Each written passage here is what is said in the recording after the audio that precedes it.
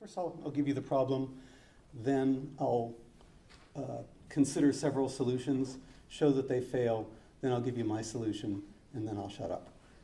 So everybody agrees that justice is ensuring that people get their due. But at a less general level, as I'm sure you've all noticed, the United States is currently quite divided about justice. And here I'm talking about moral justice, not political justice, or legal justice. Half the population seems to think that one principle of justice is correct, and the other half of the population, roughly, accepts a different principle. And each half of the population feels very strongly about their principles of justice, and they act according to their principles of justice, for instance, when voting, or demonstrating, or boycotting, or posting on Facebook, or whatever. One unfortunate consequence of this is that people dismiss and unfriend folks whom they otherwise respect. By explaining how this is a mistake about justice, I hope to help people maintain and mend their relationships across the partisan divide. Now, in order to discuss this issue without offending anybody, I'll give no examples. My wife insisted that I give no examples because I'll piss everybody off. So please assume that you hold the true principle of justice and describe on your worksheet both principles of justice however you see fit. And if you don't have a pencil or a pen or something, just try to think this through. And I'll give you a moment to do that. So describe both principles of justice, however you understand them. So here's an argument which encapsulates the problem, and it's on your worksheet. Max is a morally good person, by definition. He's a role model. He doesn't steal or lie or cheat or play favorites or grade papers prejudicially. Max firmly believes in a certain principle of justice, despite serious attempts to talk him out of it. His principle of justice is false. It's mistaken. Now, to hold bad moral principles and act on them reliably, without regret, is the very definition of vice. So people holding and acting upon a false principle of justice are unjust people. That's what it means to be an unjust person. Unjust people are bad people. So Max is a morally bad person. That's the problem, because as you notice, the initial assumption and the conclusion are incompatible. So in order to hold on to this observation that Max is a good person, it seems that you have to reject some of the assumptions, at least one of the assumptions. Now this might seem to you to be a familiar and easily resolved problem. You probably already have a solution in mind. If so, you can write it on your worksheet. But I don't think that the usual ways of dealing with this problem will actually work. So I'm going to go through 7 unsuccessful strategies for solving this problem, and then I'll give you my own solution, and those strategies are on the back. You can follow along if you like. So the first solution is that Max doesn't really believe the principle he acts on. People can act in accordance with principles that they don't believe, if they're acting on mistaken evidence. So some people actually hold the true principles of justice, but they also hold false beliefs about economics, or the false beliefs about sociology, and when you combine them with the true principles that they hold, they end up voting and donating and demonstrating in the wrong way. So some people have the right principles, but they seem to have the wrong principles because they have false beliefs about the world. Is that what's going on with Max? No. Let's face it, many folks, probably Max, hold false beliefs about the world because they believe the false principles of justice, and not the other way around. They want to act in accordance with the false principles, or at least they don't care enough to change their views. This ignorance about the world is willful, or at least negligent, as you can see when you try to convince them that their false beliefs are false. So this solution that I've mentioned only exonerates a few people, and the rest turn out not to be only unjust, but also intellectually dishonest or lazy. Here's another solution. Some people don't really believe what they say, especially when it comes to values.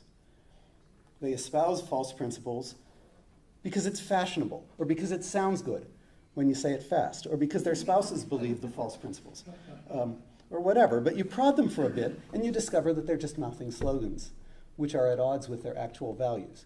Is that what's going on with Max? No. This solution doesn't exonerate very many people either. Sometimes people have good reasons for espousing a principle they don't believe, but mostly it's just cowardice or deception or an expression of some other vice. And they're not just talking, they're engaging in social action on the false principle of justice.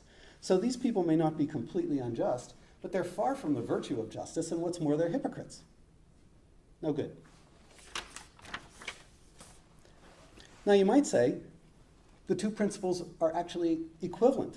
When they're applied correctly, they yield the same results, and half the country is applying them incorrectly. Or you might say, perhaps these principles are different, but they're equally acceptable because they apply to different issues, or because they apply to the same issues under different circumstances. But those two solutions, attempted solutions, are non-starters. These two principles clearly apply to the same set of issues, but they yield different answers. For example, both principles imply that the tax code should be revised, but they disagree about what revisions would make the tax code more just. They're neither disjoint nor equivalent. So solution number 5. Some people can't help believing false principles because they've had a bad upbringing. They've been enveloped in a kind of cocoon of misleading information and bad values for their whole lives. This solution makes people who hold false principles vicious, but not blameworthy. Their acceptance of false principles of justice was involuntary, but they did accept it. So they are unjust, it's just that it's not their fault. Moreover, think about Max. He's not actually a victim of moral bad luck. Rather, he's wrapped himself in a cocoon of false information. You might say, vice is not just of having and feeling and acting upon the wrong principles. After all, kids do that. To be vicious, you have to be unwilling to change. So some people who believe the false principles of justice are persuadable, and therefore they're not vicious. And I reply, this solution keeps persuadable people from being vicious on a technicality, but they still act like the vicious people do. Unlike the vicious people, they can improve, but they have a long way to go. They haven't improved yet. Moreover,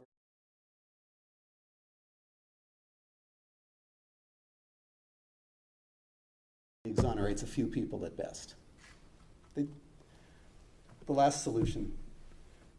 People who are missing a few virtues can still be good people. For example, time management is a virtue. And yet, people who manage time poorly are not evil. At least I hope so. Similarly, even if people who hold the false principles of justice are unjust, maybe you might say that they are on balance still good people because they have lots of other virtues. But I reply, justice is a kind of meta-virtue, unlike time management. It governs the distribution not only of money and monetary goods, but many other goods in many other contexts. So justice and injustice subsume large portions of the other virtues as well. For example, in situations of shared risk, like on a battlefield, safety can be distributed fairly or unfairly. So some cowardly acts on a battlefield may be described as taking more than one's share of safety. And some rash acts are taking less than one's share. So people who hold the false principles of justice are not only unjust, they're cowardly or rash as well. And that's going to be true for lots of other virtues. Who should be honored, who should be punished, who should be told the truth are also matters of justice. So justice is a huge part of being good. People without justice lack most of the other virtues too.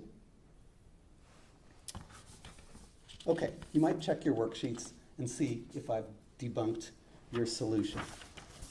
I hope that I have. Here's my solution. The situations calling for choice about how to vote or demonstrate or donate or so on are different from the situations calling for personal choices of how to treat people justly and unjustly. The true and false principles of justice, the ones that you wrote down, are not principles that just people use in their personal life. Instead, they concern social policy, the ways in which cities and counties and states and countries should run. They resemble the principles of personal justice in the way that corporations resemble mom and pop stores, or the ways in which rotary phones resemble smartphones. Some of you might not know what a rotary phone is.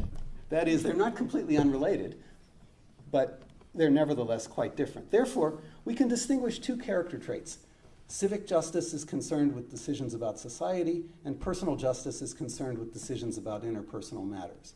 And the true and false principles are principles of civic justice, not personal justice.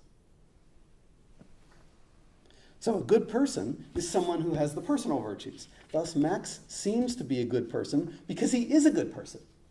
In particular, he has personal justice.